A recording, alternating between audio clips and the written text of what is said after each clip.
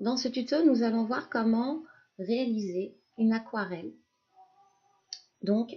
avec Photoshop. Donc, à partir de ce modèle et de ce fond, celui-ci, nous allons réaliser ce magnifique tableau Art déco. Donc, pour commencer, nous allons détourer notre modèle. Donc, je vais décocher l'exercice que j'ai déjà réalisé. Donc, notre modèle qui est celui-ci. Donc, le but est de récupérer essentiellement la femme. Donc, avec la baguette magique, je vais sélectionner mon fond de façon à le détacher. Et en maintenant la touche Mage, je vais ajouter de la sélection pour récupérer mon fond. Comme ça.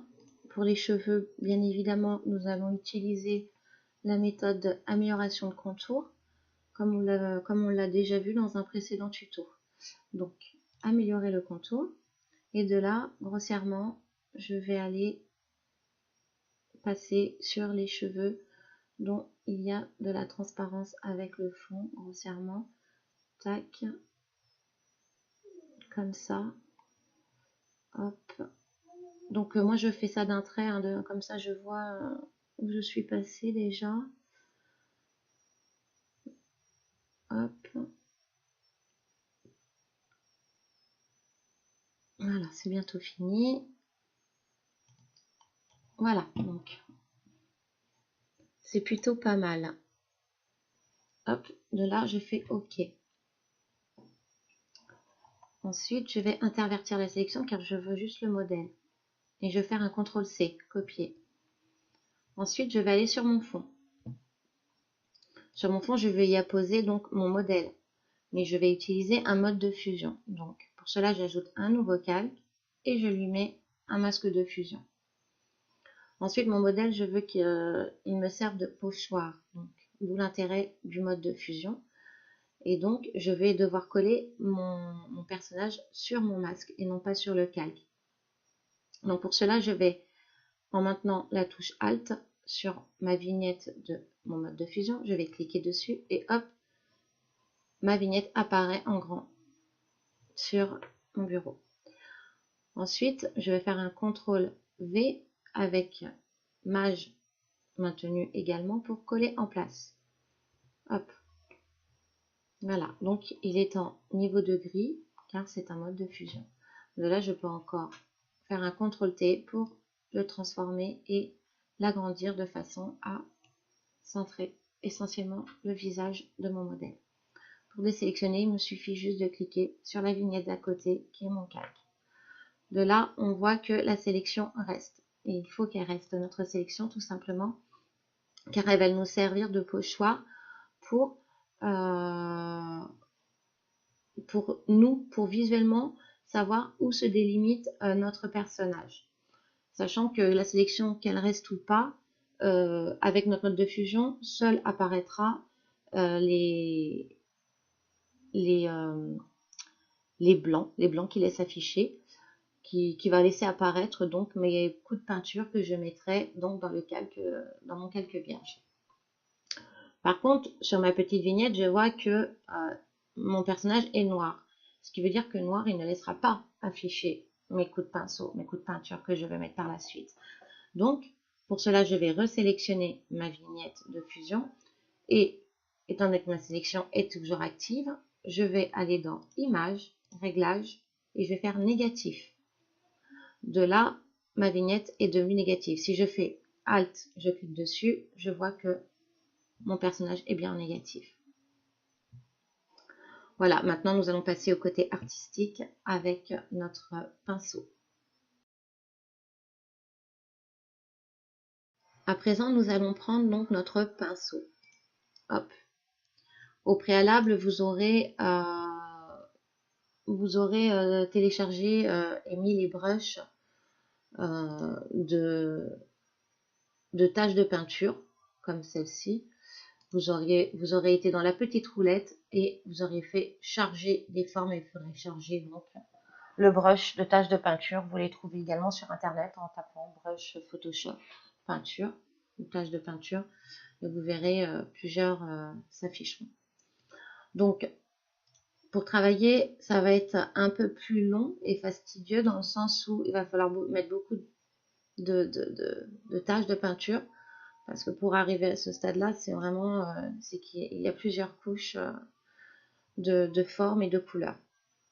Donc pour cela, moi je vais travailler avec ma fenêtre de forme prédéfinie ici, où je pourrais directement élargir mon pinceau quand j'en aurai besoin et changer donc de brush.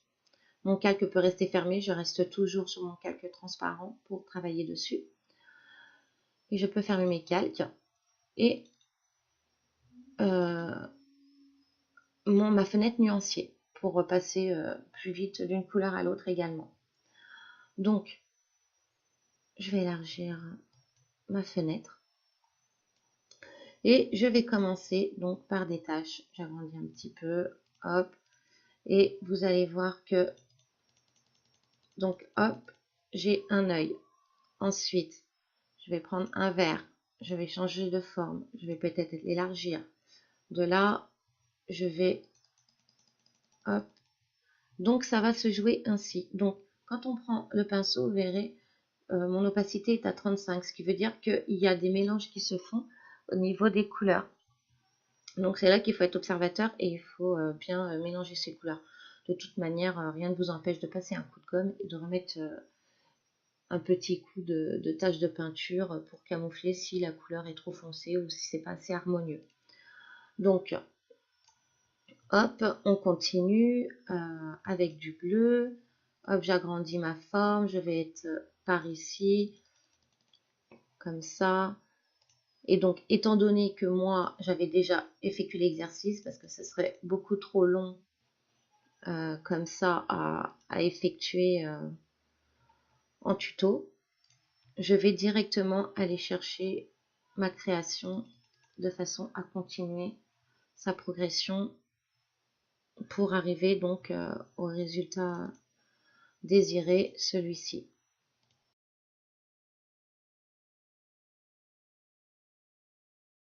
Donc voilà, toutes mes tâches ont été faites à peu près.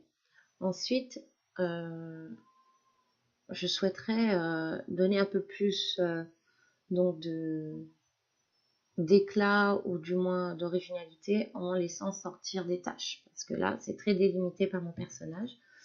Donc de ce fait, j'ai rajouté un calque. Voilà. J'ai rajouté un calque. Et donc sur ce calque-là, j'ai procédé de la même manière que sur mon calque où il y a mon personnage. J'ai mis quelques petites taches sur les contours de mon personnage. De là, je trouvais que je voulais intensifier les taches qui étaient à l'intérieur du personnage, mais pas à l'extérieur. Donc du coup, je l'ai dupliqué, ce calque. Donc il est juste en dessous, ici. Et je l'ai mis en écrêtage de façon à ce que les taches de peinture extérieure apparaissent plus intensément au niveau de mon personnage. Voilà. Ensuite, je trouvais encore que je voulais intensifier un peu plus les couleurs, ou rehausser un peu plus les couleurs. De là, j'ai rajouté un filtre photo qui se trouve ici. Donc, filtre photo ici. Voilà, en bas de mes calques, dans les effets de calque. Et de ce filtre photo, j'ai ajouté un orange. Donc un orange, et je l'ai mis à 75%. Ensuite, on peut le constater, en fait, que j'ai mis une lueur au contour. Donc ce qui a fait ressortir également mon personnage sur le fond. Et comme tout artiste qui se respecte, on signe son tableau. J'espère que le tuto vous aura servi et qui vous permettra également de réaliser des œuvres d'art comme celle-ci. Particulièrement, je trouve ça très intéressant car par la suite, on peut les imprimer sur toile ou en faire cadeau. C'est très agréable à faire et voilà ce que peut apporter Photoshop. Donc, je vous dis à un prochain tuto. Au revoir.